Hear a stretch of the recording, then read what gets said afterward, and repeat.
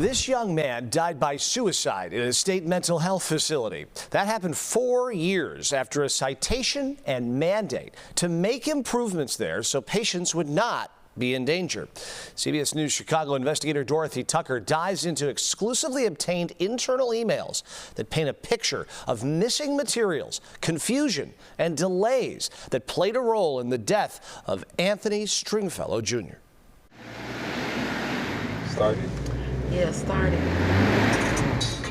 Any rapper at Dyer can come for me. Most of them under me. He had a gift for I words. ain't scared of him. I could embarrass him. Let him Just step the way he out. would put certain things together. Anthony Stringfellow Jr., just 19 years old. He loved life. But at some point, life became overwhelming. Police records show a 911 call to the family's home because victim was attempting to jump out of the window from the second floor. We didn't know what to do. Athena Webster made the difficult decision that led her son to the Madden Mental Health Center. But he was just so depressed and he couldn't see any way around it. Anthony arrived at Madden on February 4th, just 3 days later. He was actually right here.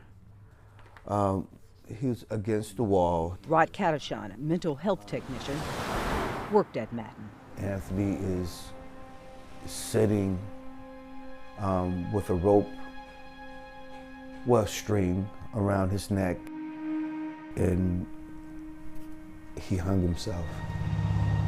The family is now suing Madden for neglect. Medical records we exclusively obtained shows Madden's staff were supposed to check on Anthony every 15 minutes. A police investigation revealed they failed to do so. But that isn't the only failure we uncovered. We put in a Freedom of Information request for internal emails, conversations between top state administrators and the directors here at Madden. We received more than 400 emails and attachments. Those emails paint a picture of a facility under pressure to address a problem that played a key role in Anthony's death. Rewind the clock to December 10th, 2019. This email from Madden Administrator Patricia Hudson to the staff. The state is undergoing a massive project to make hospitals ligature-free, to rid the facilities of fixtures, equipment that allow a patient to hang themselves on.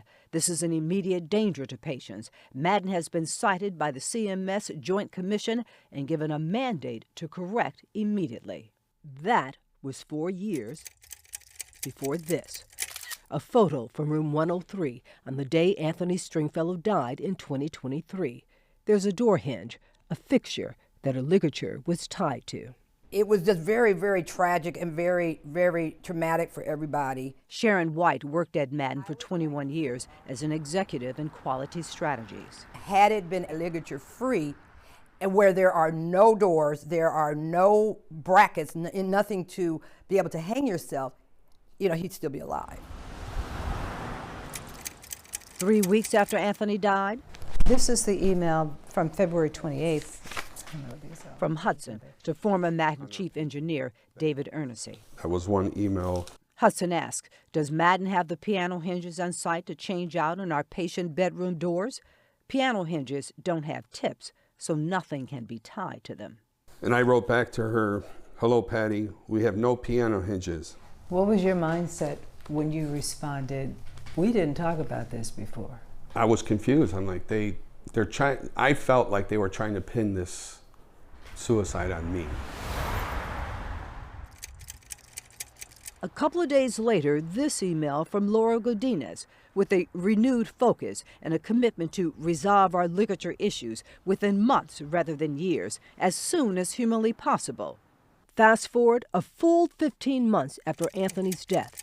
On May 8th, 2024, an attempted suicide.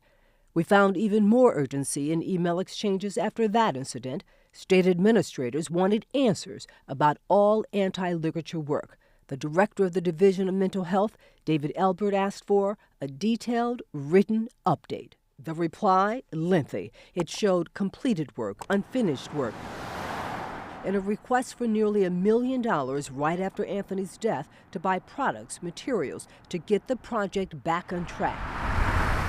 But then, a startling admission nothing originally requested is needed.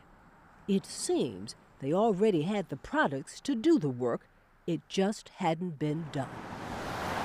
A follow-up email from Albert's chief of staff then asked, what can we do to accelerate the timeline for the remaining work on pavilions 3, 4, 6, and 8? It seems like 19 months is excessively long.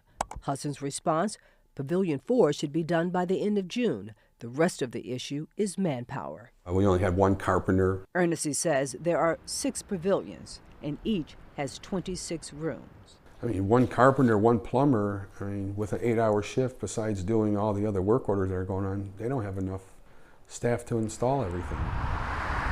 March 2025, 2 years after Anthony's death. An update from the state in response to our first report. Madden has successfully removed nearly all ligature risk in patient spaces. Madden is also in the process of replacing all door hinges. Nearly? In the process? Not good enough for this mental health advocate. They identified the harm. They identified the fix. They just didn't follow through on actually fixing that issue. Lisa Daly is equally critical of the staff's failure to check on Anthony every 15 minutes, like they were supposed to do. That's a problem. But if you are not going to do that, and then you also don't ligature-proof the rooms, then it's just double negligence, in my opinion. Anthony is buried at the Restville Cemetery in Alsip. I hate that I relied on them to help our family, to help my son. I think oversight is the solution, and funding is the solution, and holding people accountable for making these kinds of mistakes is the solution. It's time for a whole lot to change. Can't keep doing this to people. These are human beings and families and lives that you're destroying.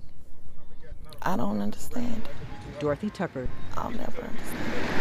I'm going to purchase every word that you heard except for the chorus because they couldn't afford it. I'm done. CBS News Chicago investigators. Dorothy, thank you. IDHS told us 2 of Madden's 6 patient care pavilions have now completed extensive retrofitting to eliminate ligature risks. Work to finish installing ligature restraint plumbing and doors is happening right now in Pavilion 6. That's where Anthony died now more than 2 years ago.